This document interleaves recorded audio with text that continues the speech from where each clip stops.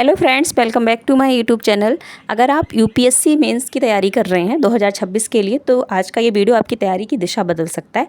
बहुत से एस्पिरेंट पढ़ाई खूब करते हैं, लेकिन फिर भी मेंस एग्ज़ाम में अच्छे नंबर नहीं ला पाते। कारण सिर्फ ये है कि वे क्वेश्चन की डिमांड के अकॉर्डिंग आंसर नहीं लिखते। आज के इस वीडियो में हम जानेंगे कि आंसर कैसे लिखा जाए कि गलतियों से बचें हम, और अंतिम दिनों में यानी लास्ट के दिनों में ऐसी कौन सी रणनीति अपनाएं कि अपनी तैयारी को और बेहतर बना सकें। पूरा डिटेल में डिस्कस करेंगे इस स्ट्रेटेजी को। So let's get started the video. Aspirant को सबसे पहले समझना होगा कि क्वेश्चन के डिमांड के अकॉर्डिंग ही आंसर दें। ये मुख्य एग्जाम यानी मुख्य परीक्षा आपकी केवल नॉलेज की परीक्षा नहीं है, ये आपकी विश्लेषण क्षमता, तार्किक सोच और उत्तर लिखने की जो आपकी कला होती है, यानी आप कैसे प्रेजेंट कर रहे हैं अपने आंसर को, उसकी भी परीक्षा है।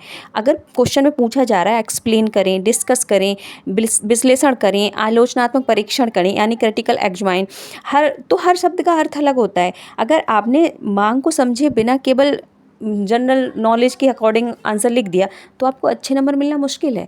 जो मांग है क्वेश्चन की, आप उसी के अकॉर्डिंग आंसर लिखिए। एक बात हमेशा याद रखिए, आंसर वही अच्छा होता है जो क्वेश्चन की डिमांड को पूरा कर रहा होता है। इसलिए क्वेश्चन डिमांड क्या कर रहा है उसको पहले समझ लें, उसके बाद ही आंसर दें। अब जान लेते हैं कि उत्तर लिखना यानी आंसर लिखने का जो सही तरीका होता है वो क्या है। एक अच्छा आंसर हम जब लिखते हैं तो उसको 3 भाग में हम डिवाइड कर सकते हैं। सबसे पहले प्रभावी भूमिका यानी इंट्रोडक्शन लिखें क्वेश्चन का। जो आपने सब्जेक्ट यानी विषय का जो संक्षिप्त रूप आप दे सकते हैं, शॉर्टली आप लिख सकते हैं। अगर पॉसिबल हो सके तो संविधान, डेटा, रिपोर्ट, डेफिनेशन से स्टार्टिंग करें क्वेश्चन के आंसर की। और मुख्य बॉडी यानी जो मुख्य भाग होता है आंसर का, उसके जो प्रश्न के जो सभी बिंदु हैं उसको उत्तर में लिख दें। छोटे पैराग्राफ, बुलेट पॉइंट का यूज आप कर सकते हैं। अगर आवश्यकता है तो उसके अनुसार आप एग्जाम्पल दे सकते हैं, फैक्ट्स लिख सकते हैं, योजनाएं जोड़ सकते हैं अब मेन बॉडी में आंसर की, तो आपका आंसर और थोड़ा इन्हेंस हो जाएगा। तीसरे पॉइंट पे हम बैलेंस्ड कंक्लूजन यानी संतुलित निष्कर्ष को लिख सकते हैं आंसर का। सकारात्मक और समाधान आधारित निष्कर्ष लिखें यानी पॉजिटिव और सॉल्यूशंस बेस्ड जो आपका कंक्लूजन होना चाहिए आंसर का। और भविष्य की दिशा या फिर सॉल्यूशंस आप ज़रूर दे सकते हैं आंसर राइटिंग में अपने कंक्लूजन में, तो आपका आंसर और बेहतर हो जाएगा। अब बात कर लेते हैं कि लास्ट के दिनों में हम तैयारी कैसे करें अपने आंसर राइटिंग की।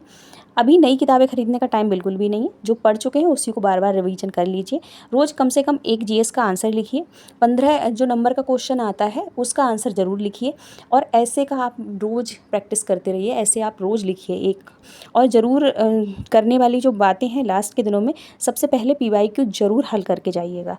पीवाईक्यू हल करने से आपके 2 फ़ायदे होंगे। एक तो आपका टाइम मैनेजमेंट स्ट्रांग हो जाएगा, दूसरा आपका आंसर राइटिंग लिखने का जो तरीका है या फिर जो लिखने की रणनीति है वो और बेहतर हो जाएगी, ताकि मेन एग्ज़ाम हॉल में आप बिल्कुल भी घबराएंगे नहीं और आपकी आदत पड़ी हुई होगी पहले से। तो ये आप पीवाईक्यू ज़रूर लिख के जाइएगा उसी टाइम में जो आपका रियल एग्ज़ाम का टाइम होता है, आपके लिए बेहतर होगा। अब बात कर लेते हैं कि ऐसे और ऑप्शनल की तैयारी हम लोग कैसे करें। ऐसे जो आप लिख रहे हैं उसमें केवल शब्दों की संख्या नहीं है, बल्कि आपके विचारों की गुणवत्ता भी बहुत मायने रखती है।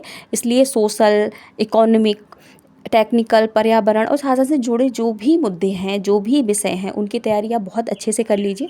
ये आपके ऐसे की जो आंसर राइटिंग है उसमें बहुत ज़्यादा फ़ायदेमंद आपके लिए साबित होगी। और आपका जो ऑप्शनल है उसके दोनों पेपर जो हैं उनको कम से कम 2 बार ज़रूर रिवीजन कर लीजिएगा अपने मेन एग्ज़ाम से पहले। और जो पीवाईक्यू हैं ऑप्शनल के, उनको आप बहुत ज़्यादा प्रैक्टिस करके जाइएगा।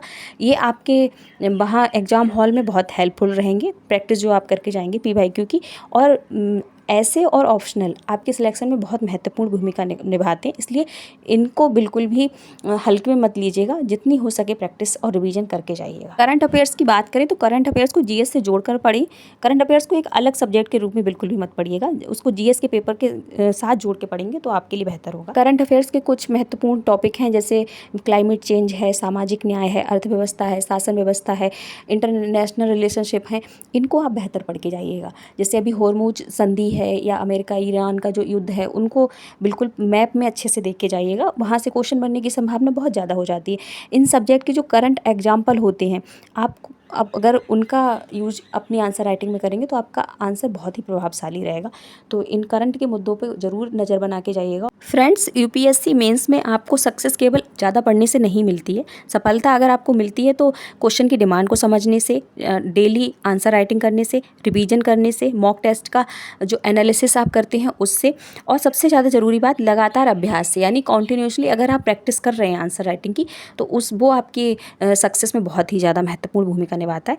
अगर आप अगले 30 या 40 दिनों तक डिसिप्लिन के साथ आंसर राइटिंग करेंगे, मेंस एग्जाम में आपका प्रदर्शन निश्चित रूप से बहुत बेहतर होगा। लगातार आंसर राइटिंग करते रहिए, रिवीजन करते रहिए, PYQ जरूर लिख कर जाइएगा। आपकी जो सफलता है उसमें ये बहुत ज़्यादा महत्वपूर्ण भूमिका निभाने वाले हैं। और अच्छा खाना खाइए, पर्याप्त नींद लीजिए, पर्याप्त पानी पीजिए, क्योंकि गर्मी बहुत ज़्यादा हो रही है। और हो सके तो थोड़ा वॉक कर लीजिएगा, या एक्सरसाइज जो भी आपकी बॉडी के लिए सूटेबल हो वो ज़रूर कीजिएगा। आपका माइंड थोड़ा रिलैक्स रहे और आपकी बॉडी थोड़ी फिट रहे, जो कि आपको मेन एग्ज़ाम में बैठने में आपकी हेल्प करे और जो आपका कंसंट्रेशन है वो बना रहे उसके लिए। और आपकी सफलता आपके कदम चूमे, ऐसी मेरी शुभकामनाएं हैं। All the very best for your exam. Thank you for watching. I hope ये वीडियो आपके लिए हेल्पफुल रहेगी। मिलते हैं नेक्स्ट वीडियो में।